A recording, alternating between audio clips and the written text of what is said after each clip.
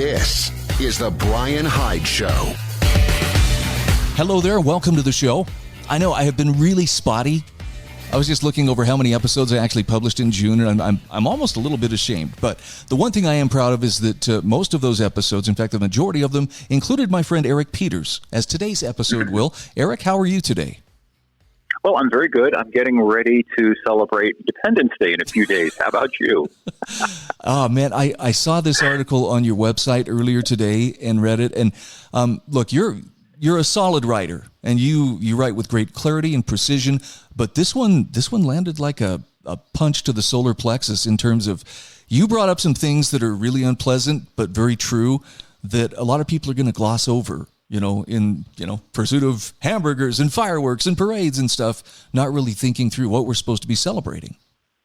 Well, that's true, and I think it's deliberate. They want us to be happy in the moment, and not that there's anything wrong with being happy in the moment, but it's a way to obfuscate what's actually happened to us as a people. And I was reading a biography of John Adams the other day, and this is kind of what prompted it, because the book got into the Paris Peace delegation, which of course included Adams and Jefferson and Ben Franklin. And I remembered the story of Ben Franklin. Ben Franklin started out as an orphan, a poor boy who had nothing, and came to Philadelphia and began to work as an apprentice at a print shop. And within a relatively short period of time, he became the biggest publisher in the colonies. And he was able to retire comfortably in terms of not having to work in early middle age. And for the rest of his very long life, he was able to pursue the things that interested him, which were varied, as everybody who knows about Franklin will know. And the point is that in that America that we've lost, a man who was industrious and worked hard by early middle age was financially independent. And that's the kind of independence that we've lost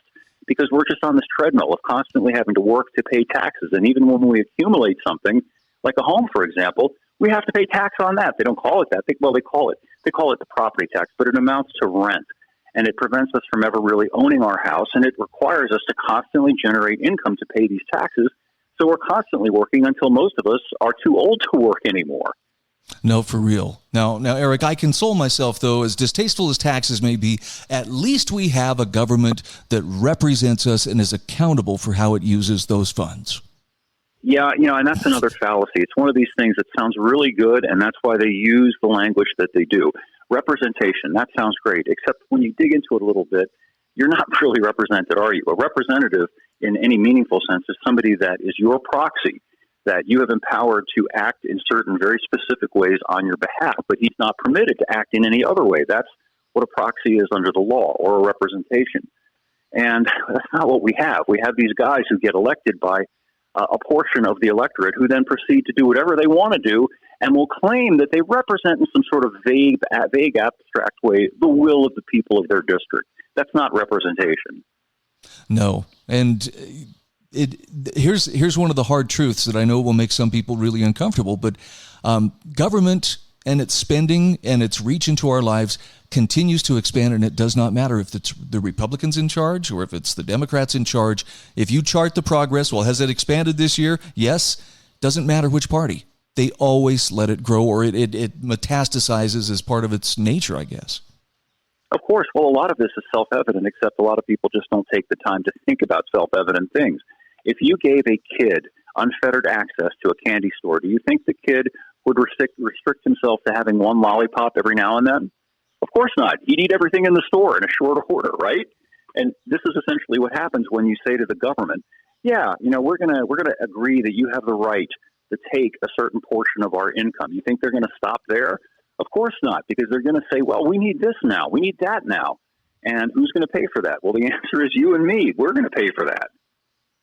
Yep. There's been a shift. So I know this is probably naive and optimistic to even suggest such a thing, but I hold out hope that if we could shift into that kind of low-grade tyranny, we could certainly pull back out of it if there were people willing to do it. I don't look at Congress right now and see anybody, say maybe Thomas Massey, maybe Rand Paul in the Senate, willing to stand against popular opinion. No, it's not even just popular opinion. It's that we've got a large faction in this country that now profits handsomely from government, either directly or indirectly, i.e. they're either employed directly by the government or they work in some government business that benefits from government contracting. So naturally, they are going to support government. Problem is that depends on being able to continue to fleece an ever more oppressed relative minority of people who are at or very near the breaking point, I think, in terms of their ability to suffer this endless serial taxation. I think that for the past 100-plus years, most people kind of grumbled and put up with it, but they put up with it because on balance, hey, they were still able to afford their house. They were able to feed their families. They could buy groceries. They could even go on vacation every once in a while, and they had a new car. That's no longer the case. It's gotten to the point where even basic necessities now have become so expensive because there's so little money left over to pay for them. I've done more than just a little bit of traveling here in the last 3 or 4 weeks. And that means, unfortunately, I've had to stop and grab food on the go. Holy cow. You're talking probably $15 for a burger, fries, and a drink. I mean, I'm going with a very basic meal wherever you stop. 12 to 15 is the new norm. And yet we just kind of shrug it off. Well, what can you do? Well, you can do that for only so long, right? What happens when it costs $25 or $30? And I foresee that we're going to get to that point. I see no sign of this abating. How could it abate? What have they now done? They've approved, $35 trillion debt ceiling at this point? Yeah. Somebody's going to have to pay for that, right? And it's going to end up being you and me again. So I'm going to come back to the solution that you and I often discuss, and that is the trick then is to learn to stand on your own or to be as self-reliant as you possibly can. You're not going to be perfectly free in the sense that Ben Franklin and others of that founding era were, but with some determination, you can put a lot of distance between yourself and that eager to help government and reduce your governmental footprint. You can, but it's become harder. Much True. in the news lately is the ugly realization that New York City is about to be headed up by an outright communist. Right, An actual outright communist.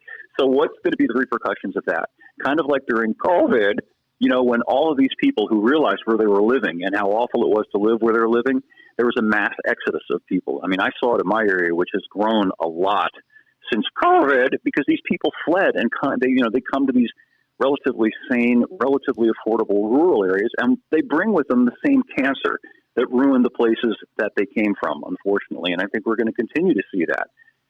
Inevitably, I think ultimately somehow we're going to have to figure out a way to defend our readouts of sanity from the locusts that are headed our way.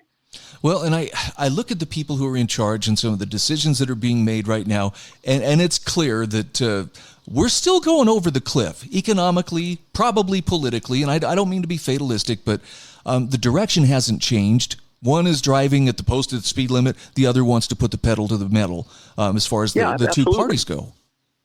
Absolutely. And with regard to Trump, it bothers me greatly the way he's going after a guy like Massey. I understand that they have differences of opinion, and I don't have an issue with that. But Massey's a good man, and his heart's in the right place, and his mind is in the right place, and he's trying to do what's best for the country, I think, by any fair evaluation of it. But because he defied the great Orange Man and isn't in slavish agreement with everything that the Orange Man says, he's to be persecuted. He's to be trampled underfoot. And that says a lot about the kind of person that Trump is, and it bothers me a great deal. And okay, I'll just go ahead and don my tinfoil cap here. More and more, Trump's behavior has me wondering what exactly what Israel has on him, what the government of Israel has, because he is dancing to their tune. Or at least that's how I see it. Speaking of that, I caught a little tidbit that might touch on this. Did you see it? Candace Owen apparently got a call from Trump, and Trump was inveigling her to stop talking about how Emmanuel Macron's wife might be a man. Wow. And why would he do that? Well, maybe because he's part of the same club, I mean, nothing's happened with regard to the Epstein thing. It looks like P. Diddy is probably going to get away with whatever awful things he was up to. Unbelievable. Why is that? Why is it that all of these horrendous people seem to never be held accountable for anything that they do? Why is that? No, it's a fair question. I want to shift gears. I want to take this in a direction of, okay, so look, if we're waiting for someone in Washington to ride to our rescue, I think we pretty well understand at this point. Most people would accept it ain't gonna happen. We are going to have to figure things out for ourselves. Having said that, I have spent the better part of the last couple of weeks deprived of my normal day-to-day comforts. Roof over my head, indoor plumbing, the whole nine. I've been out, detached from society. And there's a couple things I've taken away. Number one, it felt really good to unplug, and however people do it, disconnect from the matrix on occasion and just reset. However you reset, to touch grass, as the kids say. But Yep. It's really important you do that. Maybe more important than ever. Secondly, I really had forgotten how comfortable my life has become. And I'm not saying that comfort is something that we need to avoid, but it's become so comfortable that to go for a good lengthy hike, and by good lengthy hike I'm talking 30 miles or so. Yep. That's very difficult if you haven't been seriously putting in the effort to train for it. So my Absolutely. goal is to become more rugged. I'm not going to be living in a cave with one set of homemade clothes, but I want to get used to doing things that are not necessarily the easy way, just because it's good to have those calluses. Yeah, it's good to be resilient, isn't it? One thing that I do, I have air conditioning in the house, but I tend not to run it. I keep the windows open. And, initially when it's a very hot day, you're kind of like, oh, God, this is miserable. I could just turn on the AC and be cool. But in addition to saving the money, it occurred to me that, this is just the natural world. And by acclimating oneself to the natural world and rolling with it, you become more resilient. And I think Yes. that's a good thing. I'm a runner, so I maintain my physical fitness that way. I do a lot of hard manual work outside, and that helps to keep me strong, and that helps to keep me healthy, and that also serves to make me more resilient. And there's a mental component to this too. And this is where I'd really like to pick your brain a bit, Eric, because mentally, when things don't turn out the way that we want them to, and I'll just use the low-hanging fruit of, for instance, 2016 election night, the camera pans over the crowd of Hillary supporters. They're in tears. People are having breakdowns. My daughter was working, at the hospital, and the emergency room is filled with people, full of anxiety and having panic attacks. We've lost a great deal of the mental toughness that used to be characteristic of being an American. Well, I think it's deliberate. I think they have inculcated emotional fragility in people. For example, the thing about how they have participation trophies now because it's too traumatic, for kids to lose a soccer game or, to not win something. So everybody gets the participation trophy instead of dealing with the reality. Hey, you got to do better next time. Motivate the kid to be better. If you want to achieve something, you don't just get it. It's not given to you. You have to work for it. You have to practice. You have to train.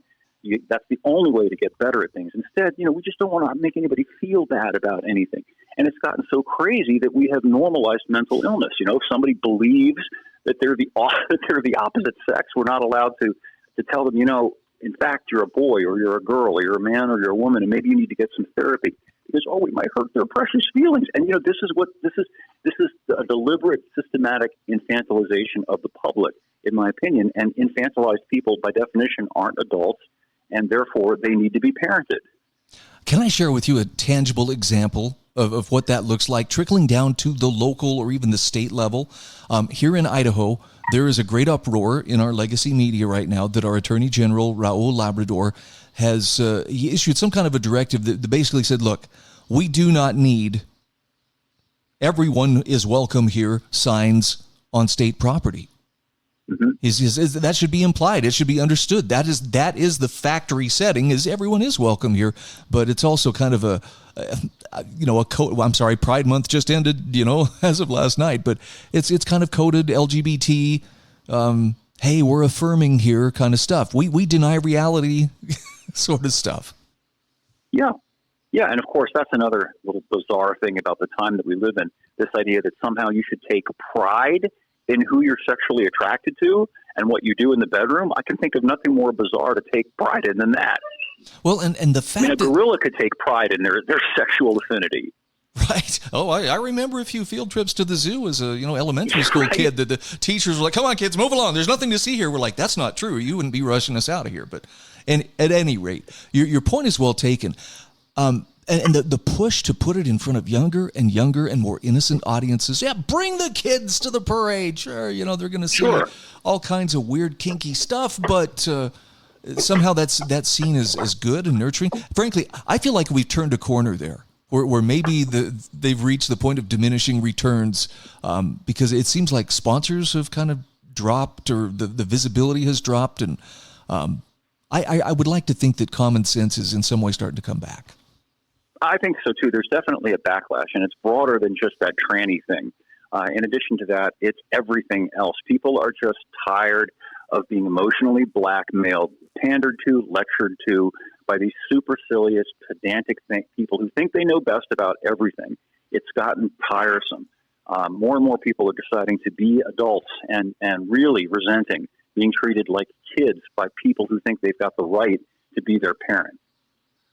Yes, most definitely. And, I know that what the masses want to hear versus what they need to hear are probably two very different things. I mean, there's a reason why shows like America's Got Talent are on, for 20 seasons or something.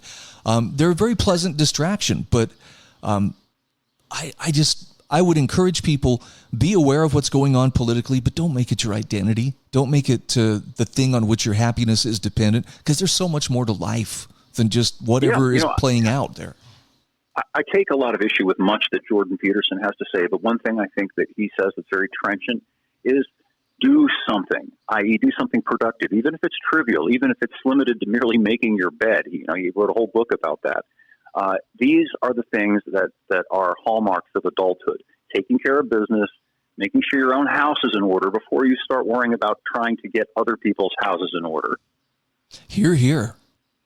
And a person who has discovered some sense of purpose, and frankly, with some of the things we talk about, whether it's free market economics or whether it's just personal freedom, that's a good purpose. If that's what a purpose you're pursuing, you can hold your head high. There's nothing shady, or at least in sane circles, there's nothing shady about wanting to be free and to promote freedom to those who likewise are looking for it. Yep, and for young people, learn how to do something. If you learn how to do something and become good at it, you won't have time to sit on your hands worrying about protesting things.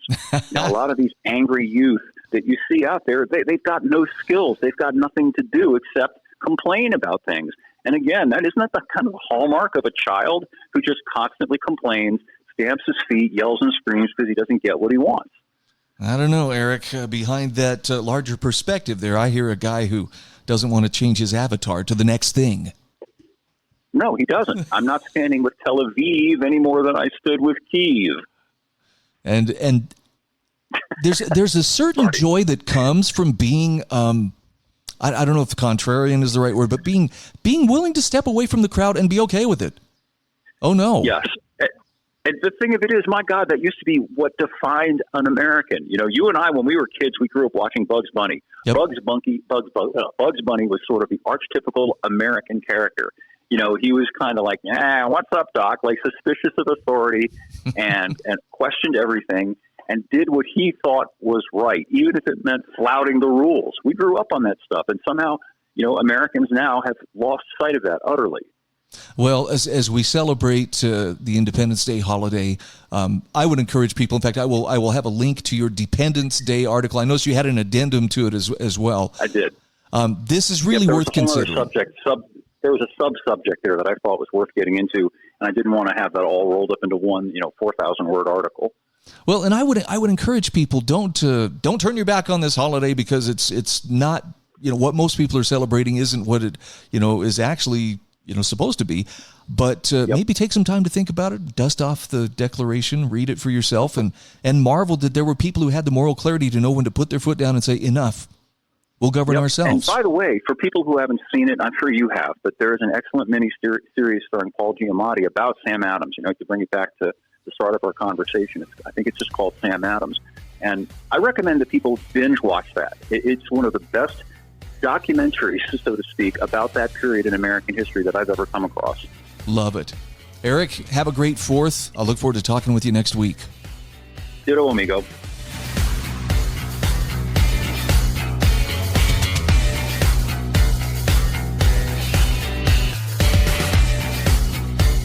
This is The Bryan Hyde Show.